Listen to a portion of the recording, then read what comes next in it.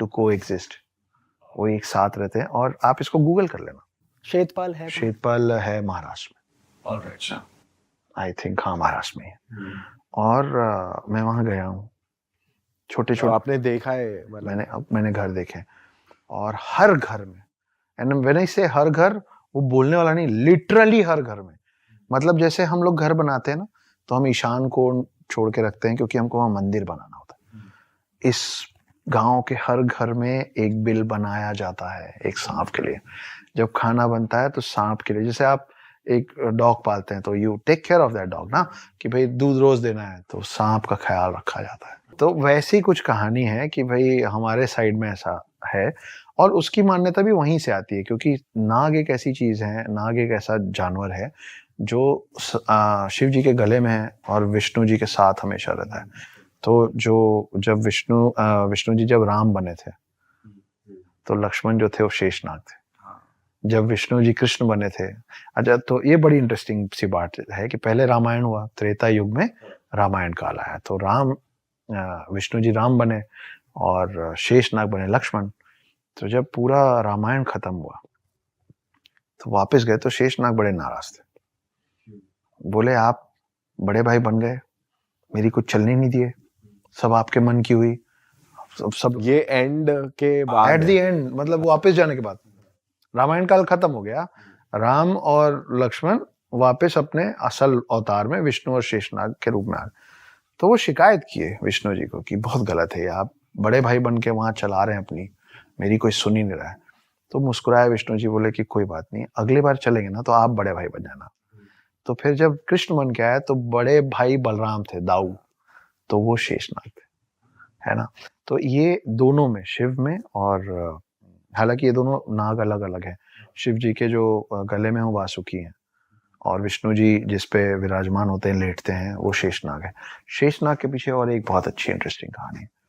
तो शेषनाग जब सागर मंथन हुआ था, तो वो जो पहाड़ को उल्टा किए थे, उसके नीचे तो विष्णु जी खुद लगे थे, वो टर्टल के शेप में, कछुए के शेप में, और जो उसका मंथन करना था ना, सागर मंथन, तो एक तरफ सारे दानव पकड़े हुए थे, दूसरी तरफ सारे देव पकड़े हुए थे। तो पकड़े क्या हुए थे, रस्सी नहीं थी, वो शेषनाग को पकड़े थे, वो शेषनाग को घुमा रहे थे।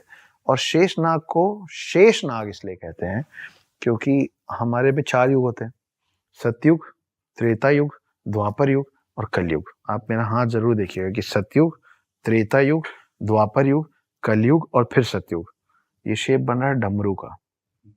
और जब आप इसको बार बार चलाते जाएंगे ना, तो ये शेप बन जाएगा इन्फिनिटी का, है ना। तो हमारे पास कलयुग के बाद वापस सतयुग शुरू होता है, और जब कलयुग में सब खत्म हो जाता है ना, तो जो एक नाग बचता है ना, जो एक नाग शेष बचता है, शेष मतलब होता है रिमेनिंग, वो है शेषनाग, कि उसका ना अंत है ना उसकी शुरुआत है, वो शेषनाग है। तो सर ऐसा हो सकता है कि ये कलयुग दोबारा आया हो कभी पहले, मतलब कलयुग जैसे अभी चल रहा है, मतलब ये कौन सी साइकिल, तो ये कौन सी किसी और साइकिल का हो? तो इस पे मैं आपको एक और इंटरेस्टिंग बात सुना। तो ये जो 4 काल हैं, हाँ, देखिए वेस्टर्न कल्चर जो है ना, उसमें वो लोग मानते हैं कि टाइम लीनियर होता है। वेस्टर्न कल्चर में माना जाता है कि टाइम लीनियर होता है, हमारे में कहते हैं कि काल चक्र होता है।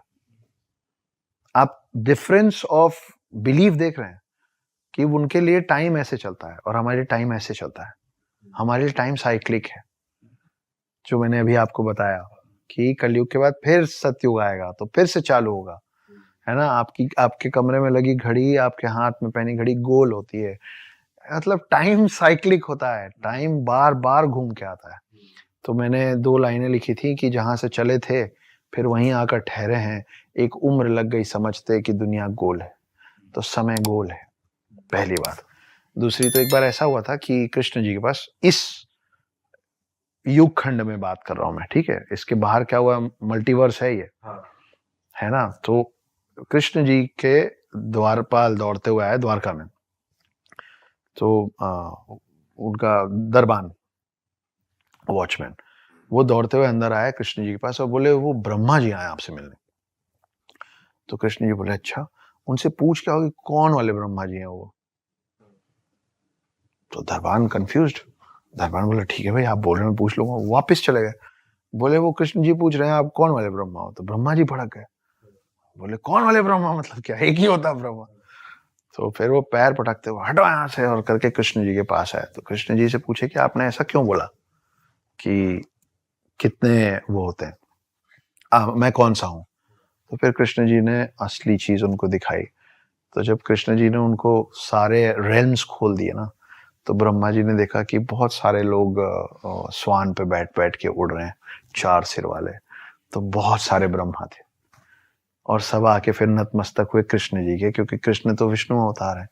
तो ब्रह्मा जी को समझ में आया कि oh shit, I am not the only one, we have more. और ऐसी दूसरी बड़ी इंटरेस्टिंग कहानी रामायण से जुड़ी आती है।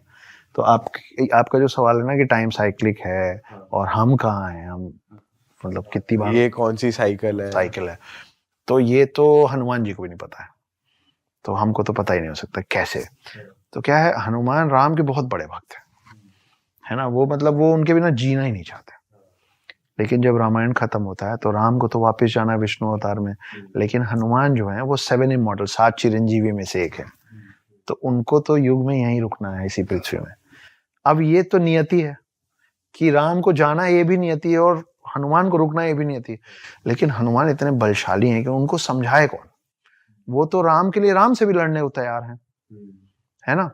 तो राम क्या करते हैं कि, तो ऐसा इस बार भी हुआ कि त्रेता युग में राम को वापस लौटना था। हनुमान बोले हो ही नहीं सकता प्रभु, या आप यहाँ रहेंगे या मैं आपके साथ चलूंगा, मैं आपकी सेवा करूंगा।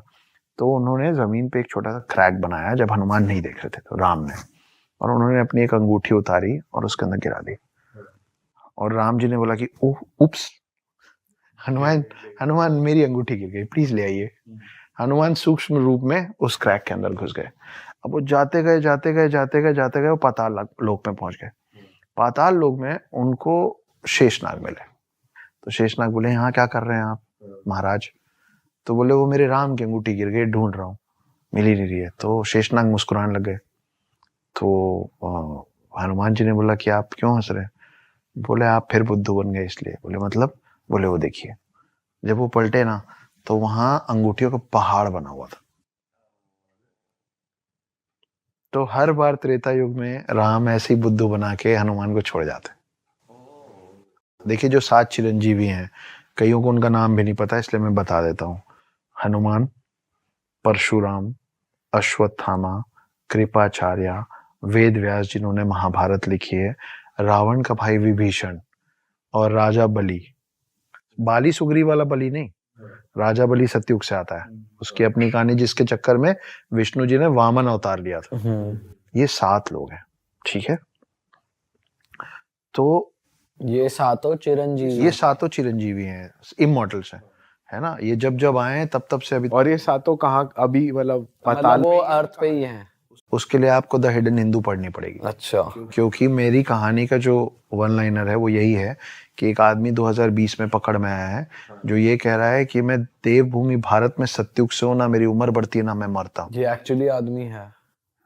पढ़िए, मैं रामायण का हिस्सा भी रहा हूं और महाभारत का भी, मैं राम से भी मिला हूं और कृष्ण से भी, और मैं वो 8वां चिरंजीवी हूं जिसके बारे में दुनिया ने अब तक सुना नहीं है। और मैं ढूंढ रहा हूं उन 7 चिरंजीवियों को जिनके बारे में हम थोड़ा बहुत जानते हैं।